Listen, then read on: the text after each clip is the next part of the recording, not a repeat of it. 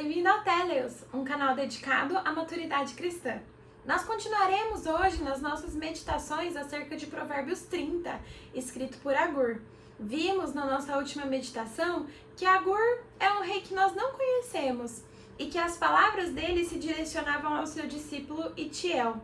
Nós vimos que o primeiro conselho de Agur é sobre uma atitude humilde, de um coração humilde, que se coloca no mínimo, colocando Deus no máximo.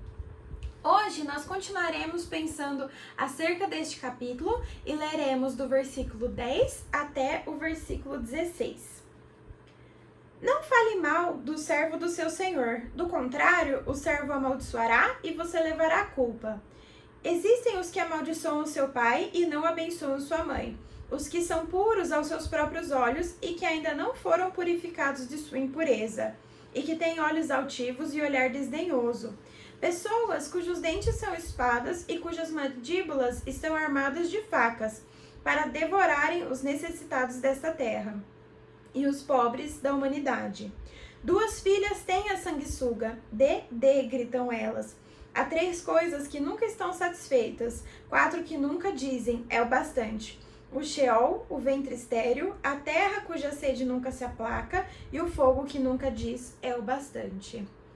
Agur continua o capítulo 30 falando de uma pessoa que tem uma atitude bastante complicada. É uma pessoa que amaldiçoa o pai, não bendiz a mãe, que tem olhos altivos e desdenhosos e que por fim ele diz que tem mandíbulas vorazes que devoram o pobre e acabam consumindo aquilo que é do necessitado.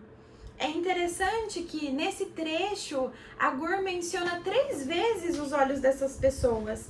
Ele diz que essas pessoas são puras aos próprios olhos, que elas têm olhos altivos e olhar desdenhoso. Nós vimos na nossa última meditação que Agur fala de si próprio, dizendo-se o mais tolo dentre os homens. É interessante fazer um contraste entre a forma que Agur se vê e a forma que essa pessoa que ele menciona também se vê. Os olhos dessa pessoa são maus, ela tem um olhar altivo, ela olha para si própria como se ela fosse a dona da razão. Diferentemente daquilo que nós vimos na nossa última meditação, da pessoa que tem um coração humilde e cujo referencial é Deus, essa pessoa de olhar altivo tem um referencial em si própria. Se ela tem um referencial em si própria, ela é aquela famosa pessoa dona da razão. Isso levando um questionamento para nós. Como nós agimos quando somos confrontados com algum pecado? Como nós agimos quando somos repreendidos? Nós achamos que estamos certos em algo que estamos fazendo ou nós damos ouvidos à pessoa que vem nos repreender? Interessante e é necessário que esse questionamento seja feito acerca do nosso próprio coração, porque a pessoa que tem olhos altivos, ela não para por aí. Ela tem um coração mau que acaba passando por cima de outras pessoas. E como Agur mesmo diz, devorando o pobre e consumindo o necessitado. A imagem dessa pessoa é tão negativa que Agur começa no versículo 15 uma comparação, comparando essa pessoa de olhar altivo a uma sanguessuga.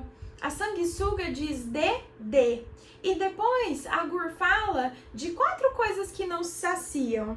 Ele diz a respeito do Sheol, que é o mundo dos mortos, e que sempre tem mais pessoas que para lá vão. O mundo dos mortos nunca se saciam, sempre existem mais pessoas morrendo. Ele também fala do ventre estéril, que não tem filhos, mas que tem essa ambição de ter e nunca se sacia também. Ele diz da terra, que sempre tem sede, e do fogo, que sempre consome incessantemente. Agur então pontua como essa pessoa de olhar altivo, ela tem um coração cobiçoso e ambicioso. A ambição pode nos levar a lugares muito tortuosos.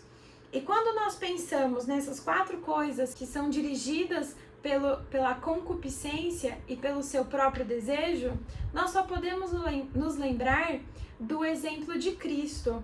Cristo é aquele que foi plenamente satisfeito com a vontade do Pai. Cristo não se deixou levar pelas coisas que ele poderia ter nesse mundo ou pelo domínio que ele poderia exercer antes da hora. Cristo, na verdade, se satisfez e, sendo levado para a cruz, como ovelha muda diante dos seus tosqueadores, ele não abriu a boca. Nosso exemplo principal é o exemplo de Cristo, cuja ambição foi única e exclusivamente voltada para aquilo que era a vontade do Pai.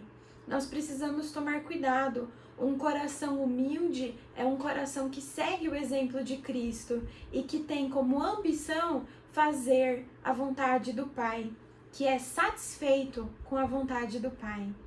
Essa é a nossa meditação de hoje. Que Deus abençoe o nosso coração e nos ajude a realmente não termos um coração ambicioso, desejoso e maligno, mas um coração transformado pelo Espírito, que segue o exemplo satisfeito de Cristo. Que Deus abençoe você. Até a próxima.